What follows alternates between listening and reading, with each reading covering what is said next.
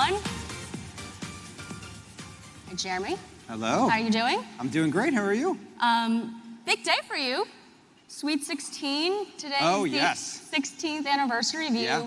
actually joining Zillow. Yeah, small world. Today, December 1st, 16 years ago, 2009, is when I joined Zillow. So a lot has happened in that time. And in a couple of months, Zillow will be celebrating 20 years as a public-facing service, which is a long time to be overlooking the housing market. And I think a lot of us use Zillow. We use it as a lens, whether it's to look for housing for ourselves or maybe to stalk our exes. I'm not saying that I do that, but maybe sometimes I might. But for those who are less familiar with the core engines of Zillow, would you go through some of the businesses that actually power Zillow underneath? Absolutely. So hopefully there's a lot of Zillow fans in the audience who use the app. There you go. Great to hear. There's more than 100 million people that come to our website or our apps every month. There obviously aren't 100 million people that move every month, right? So many people are doing what Hope is doing and dreaming or stalking or shopping or thinking about it someday. And that is a fantastic service for all. And then there's a few million people that actually are going to move. They're going to rent their next place. They're going to buy their next place. They're going to list their home to sell. And our business is actually helping those folks find professionals. So many folks may already have a real estate agent, but many more don't. First-time home buyers often don't. Renters who are trying to buy don't. And so we help connect people with agents everywhere in the country or with property managers or with loan officers to help them get started. And that's the business. Mm-hmm. So we love everyone using Zillow for any purpose. And when you're ready, we're ready for you. So we're going to get into the big macro picture of housing in the U.S. a little bit later on, but I wanted to at least start our conversation to ground the conversation in giving the background, and especially over the past 2 decades, how has Zillow evolved alongside of the housing market over the past 2 decades? And you've seen so much of those 2 decades. I mean, the big evolution really in all of our technology services is the smartphone we all use. When Zillow was founded, when I joined Zillow, there was no iPhone, right? There was no app store. And so the internet was really the way we all got information, however we could get it. And that's what led to the founding of Zillow. Zillow was founded because the co-founders couldn't find real estate information online. You had to go to a brokerage office. You had to maybe use a book to see what was for sale or what things had sold for. And they thought, well, there has to be a better way to do that. Mm-hmm. So that's how they built Zillow. But like you said, 20 years has gone by. The smartphone has come. We expect all these apps to just work and give us the information on our phone in our pocket 24/7. Now AI is coming and is going to be a technology revolution. And Zillow's business has evolved with that. And so as we talked about, we're not just about helping you look for what's for sale. It's, can we help you find the best agent? Can we get you pre-approved for a mortgage? Can we help you figure out how to list your home? And that's really where the industry is headed. It's headed towards technology doing more of the work for all of us to make it easier to do. Yeah, as a journalist, I love that Zillow has so much data. I mean, your lens is so wide. So I would love to now kind of switch to the big macro picture. Based on the data that you're seeing on Zillow's platform, what is it telling you about the housing market right now? And what is that revealing about the economy?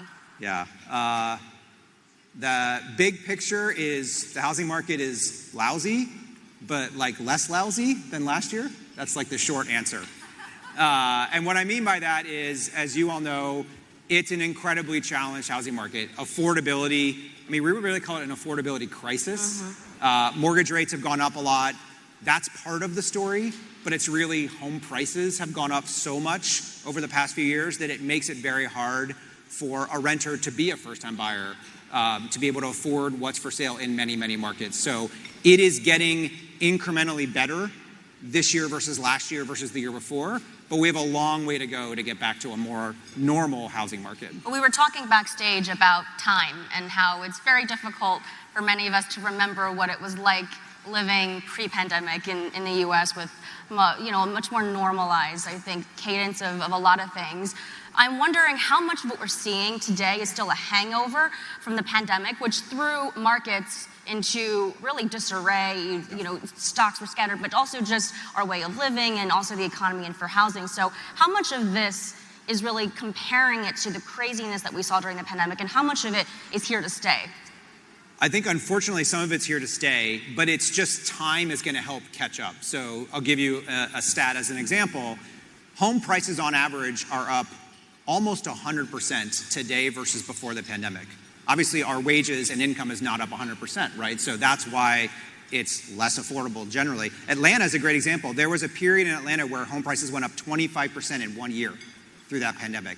And that is a crazy run-up in appreciation. So that's why we are still dealing with really the hangover of affordability.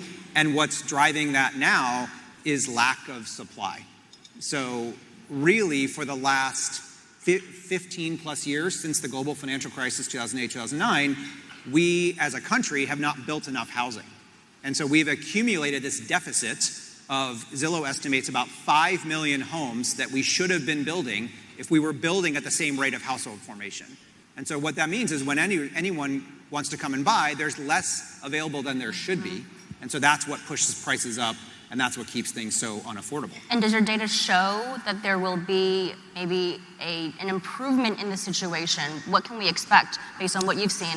Yeah, the maybe counterintuitive thing is everyone just looks at mortgage rates and says, oh, when mortgage rates come down, the housing market will get more affordable. It's not directly that, but when mortgage rates come down, many sellers who are sitting on a very low mortgage rate and waiting to move will finally decide to sell and will bring more inventory online. And that will start to solve the supply problem, which will then make things more affordable, which will then make buyers come into the market at a higher rate. There's a term going around right now, job hugging, where people are holding on to their jobs, like house hugging. Yeah, people are mortgage hugging. Yeah, yes. People are mortgage hugging. For sure. I talked a lot about the data that you have. You have this infrastructure into so many aspects of the housing market, but what role specifically are you playing in the ecosystem right now?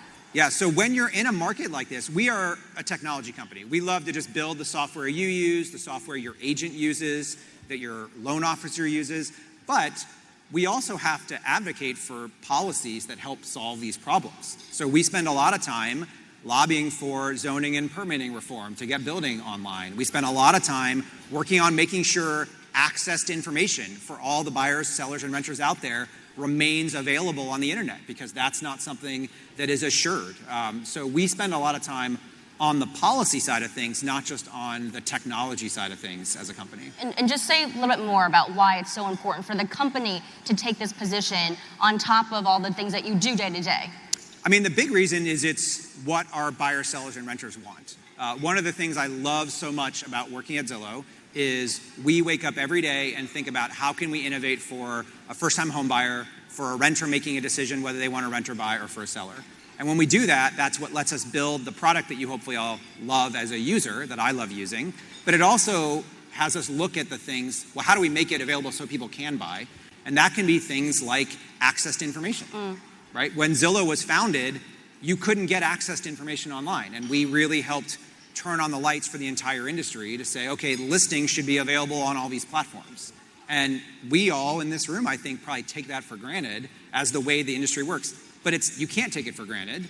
There are companies that want to take information back offline and make it harder for buyers and sellers to get access to information. So let's drill down a little bit deeper into this, because these two challenges of affordability and accessibility are making it really difficult for people to find a home that they can afford. Yeah. Your mission spans renters and buyers and sellers and agents. You know, you talked about all of the stakeholders. As a technology company, how do you balance the innovation that serves so many different types of stakeholders? I mean, for us, we feel like it's easy because we know who we build for first. So if you put the buyer or the seller in the room with you, and we do that every day at Zillow, you try and solve the problem they're having, and then everyone else in the market exists to serve them. And so a great example of that is we build a lot of software for real estate agents. If any of you have worked with a real estate agent, they're probably using Zillow software. And they may not show it to you, but they're using it to manage the showings on your listing, or they're using it to manage their conversations that they're having with their clients. But we do all that in service of the buyers they're talking to or the sellers they're talking to. And so that really lets us be clear-eyed on how we build something, because it's like if it's not solving a problem that our users are asking for, then it's not worth our time, or it's maybe not the right thing to build. And your users, again, span every single aspect of the housing market. And it touches so much, regulation, like you said, and policy, even access to credit. What other modernizations outside of what you are doing specifically at Zillow do you think would make it easier for everyone in this room, outside of this room, to find housing, to have more equitable access? I mean, part of what we love about what this organization is doing writ large is financial education and empowerment is a huge part of that. So many people are making these decisions or trying to figure out how to make these decisions, and they don't know where to go. And so education is one of the biggest things we can all do. And I'll give a Zillow example and a non-Zillow example.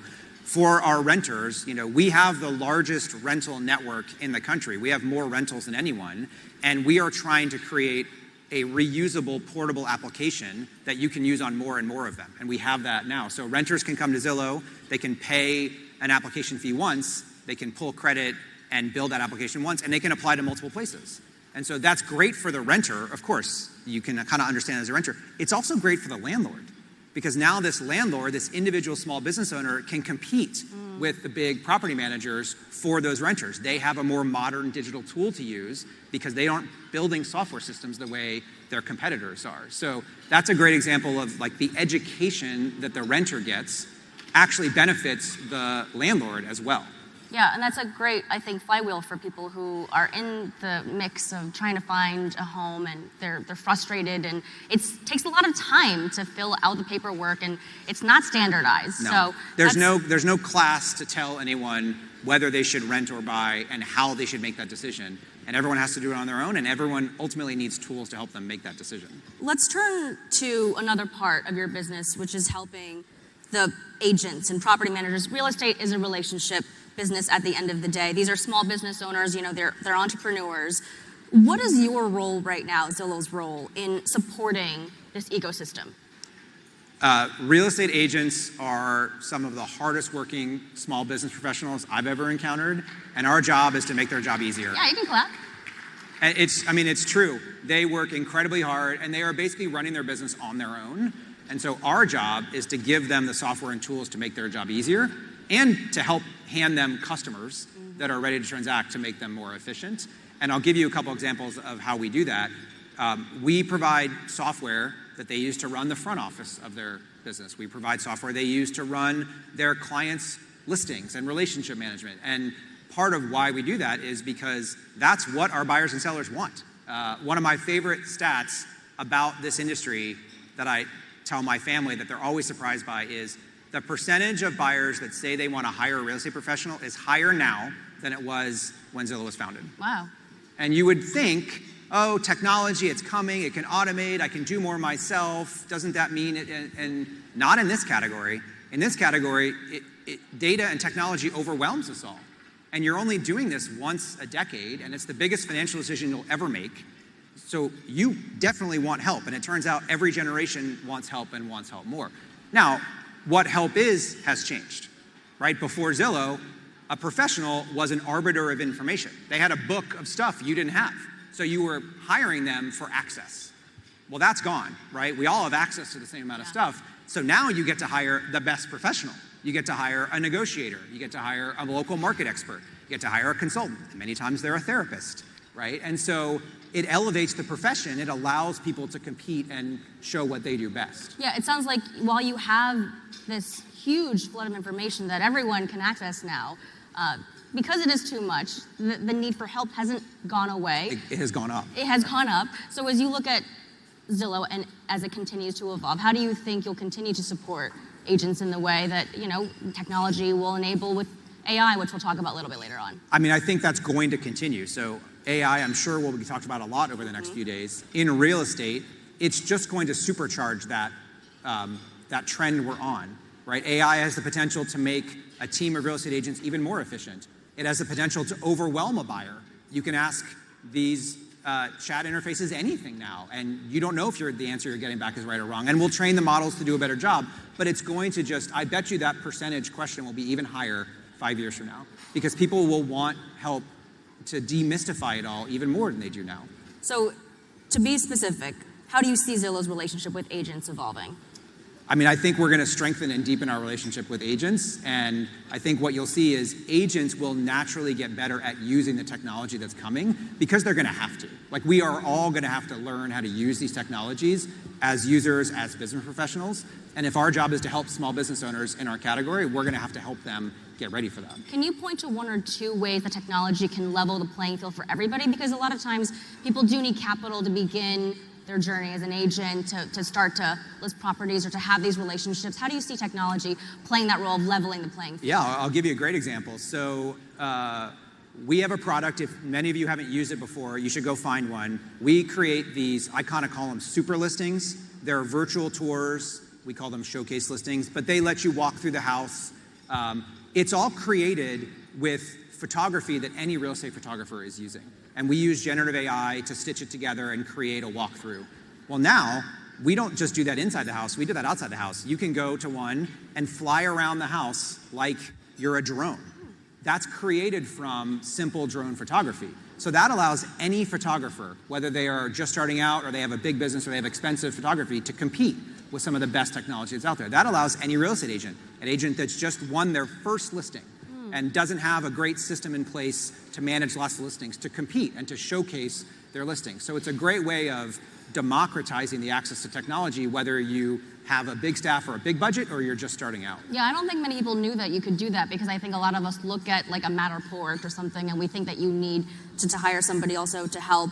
I tease this, like, I know we are all maybe a little bit tired of talking about AI, generic AI. So I really want you to be specific with me in this next section, which is where you see it actually measurably improving the experience for home buying, for finding somebody, for finding homes. Yeah, I think you'll see it show up in the cracks of all the things you're already doing, is kind of the way I think about it.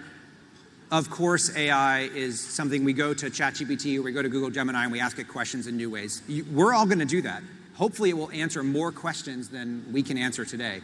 But it already exists in generating the listings I talked about. It exists in the agent software that all of our agents are using. We have more than 100,000 agents that use our agent software. It's a software system called Follow Boss. No one who's not a real estate agent would ever know that software system. But 100,000 agents every month are using it to respond to clients.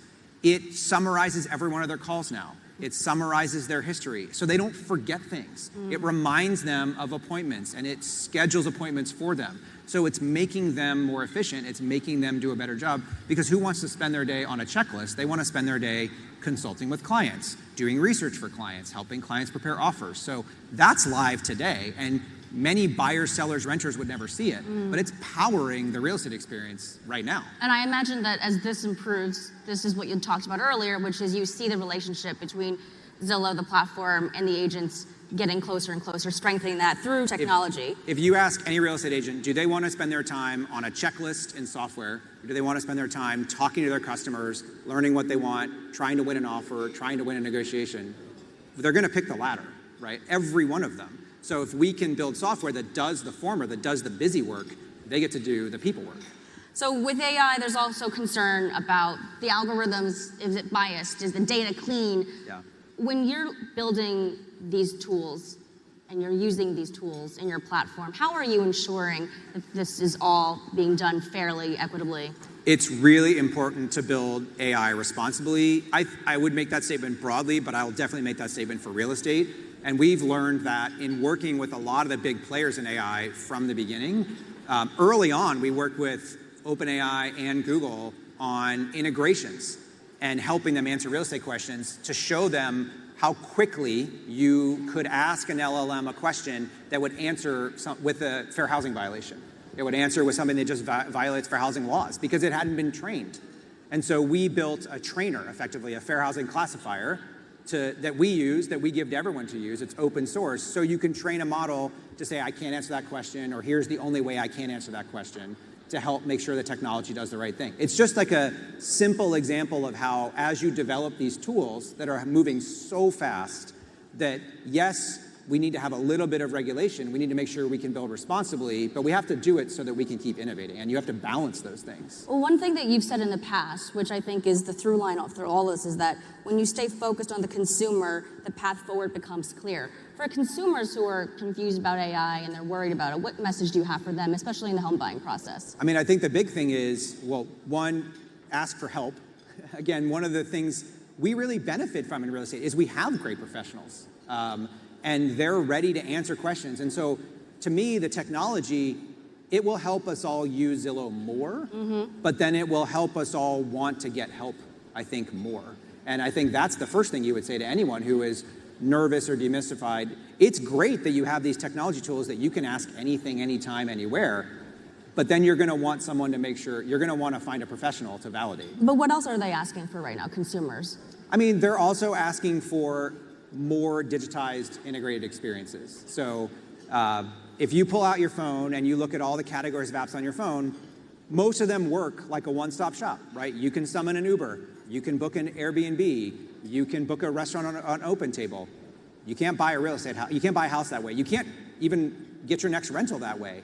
And the reason for that is because you have to hire multiple people, and then you have to negotiate with a seller who's hiring multiple people. And coordinating all that, and by the way, all 50 states do it differently, is the real estate industry. And that's why when we ask buyers and sellers to describe the real estate process, half of them say they cry during the process, which is one of my, I wouldn't say favorite stats because it's horrifying, but it's a memorable stat that we talk about a lot at Zillow. That's why. Once you click the I want to go button, it becomes a part-time job. And that's why agents are therapists and project managers and coordinators. So technology has the ability to solve that problem.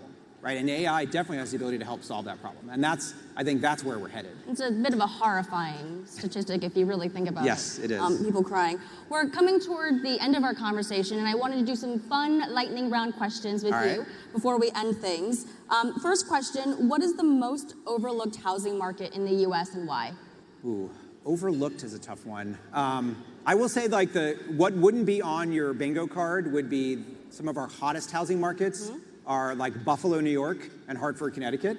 I don't think if you asked anyone to describe a hot real estate market, that's where they pick.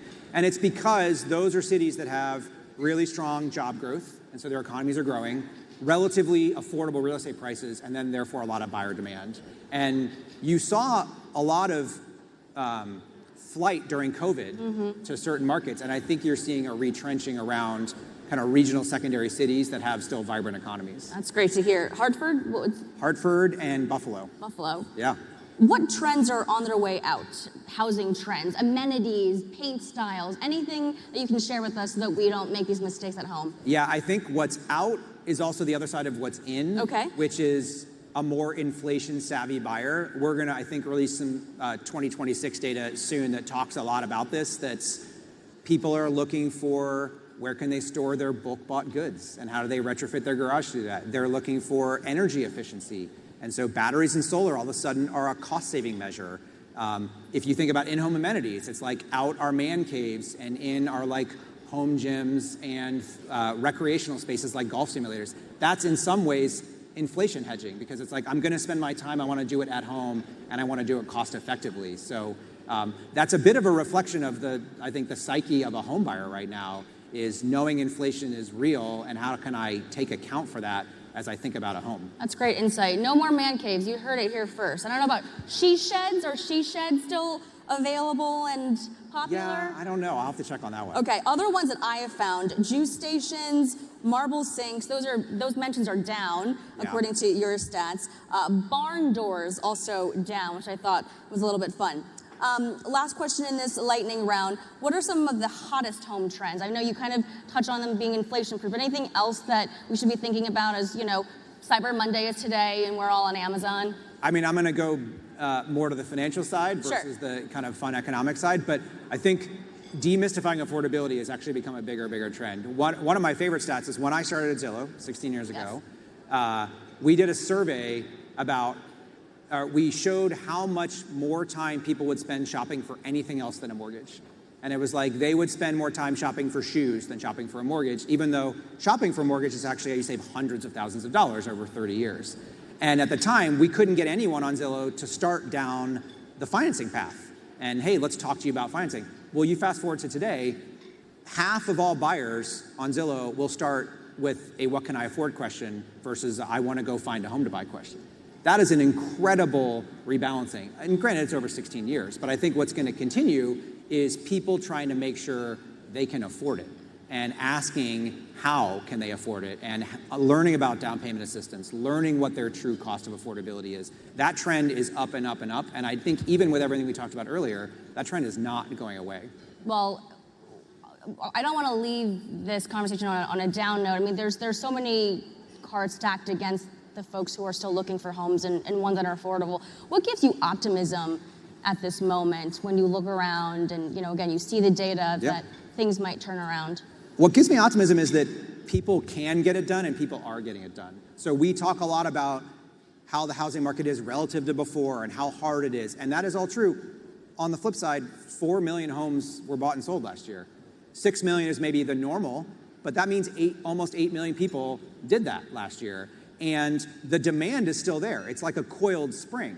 The buyer demand across all demographics to want to be a first-time home buyer is there.